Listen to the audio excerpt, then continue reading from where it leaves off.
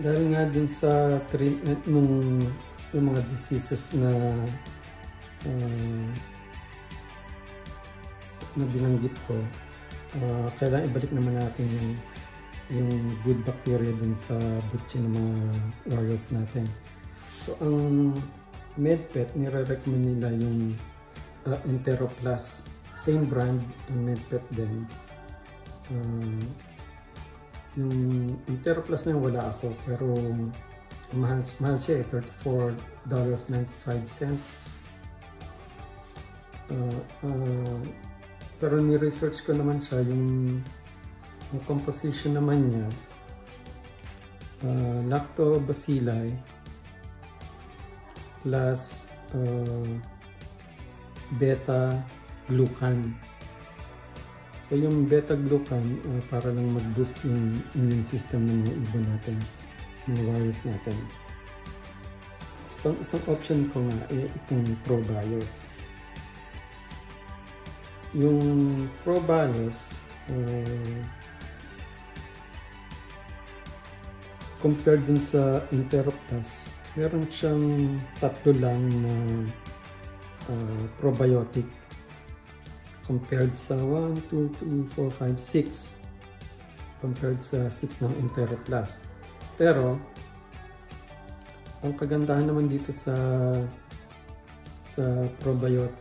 ProBios, meron siyang dagdag pa bukod sa probiotic na nandun sa ingredients niya. So meron din siyang para sa muscle growth and repair at saka yung sa infection.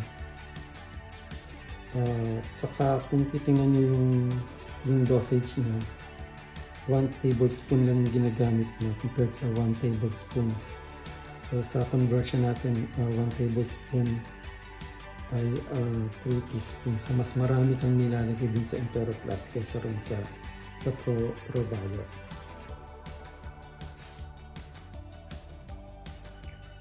Dun sa option ko na ProBios, I think kulang yung kailangan kong ibigay sa mga breeders na i-prepare ko.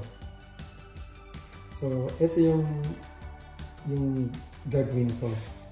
Meron ako nitong VitaPro Combo, tsaka itong Rooster Booster brand na probiotic and vitamins and minerals din with electrolytes. So bakit ito yung gagamitin ko? Ipapaliwanag ko.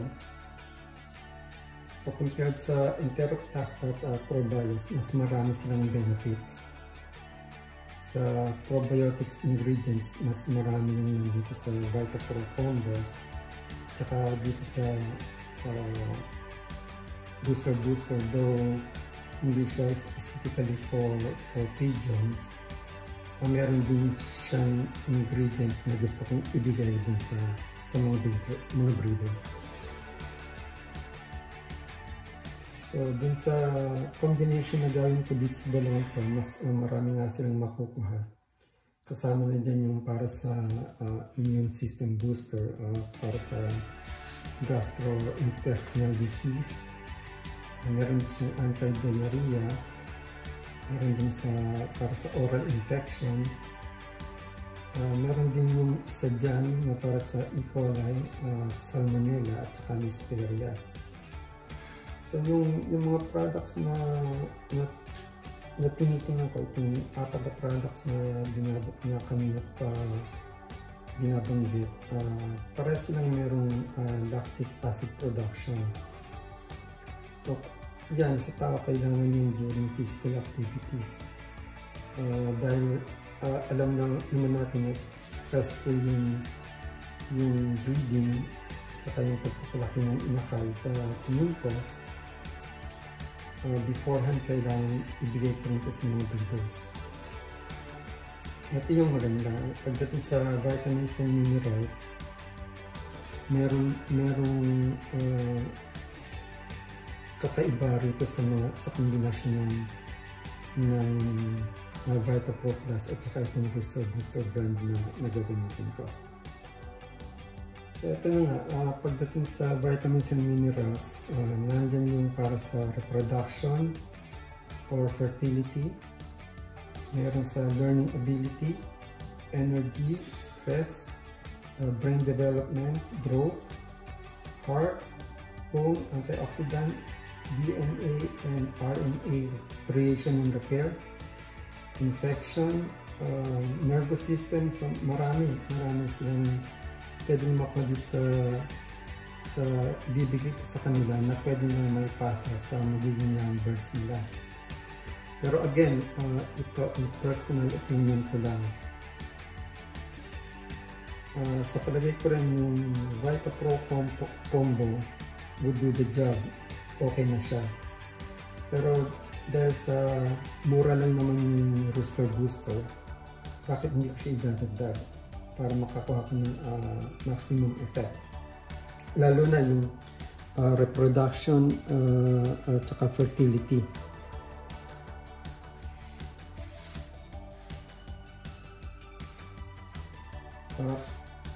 Siyempre, meron pa rin ako ibang products na ibibigay sa kanila during the breeding preparation or medication. Pero sa ibang videos ko na lang yung ipapaliwanag at papakita. Aside dito muna tayo sa first part ng treatment, which is yung treatment ng mga diseases at itong mga probiotics. So yun yung first part is 7 days medication and 3 days ng probiotics and vitamins and minerals.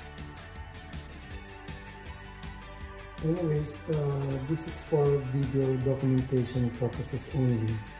Kung may makakapanood at kung may makukuha kayong magandang aral dito sa video na to, thank you for visiting, thank you for watching.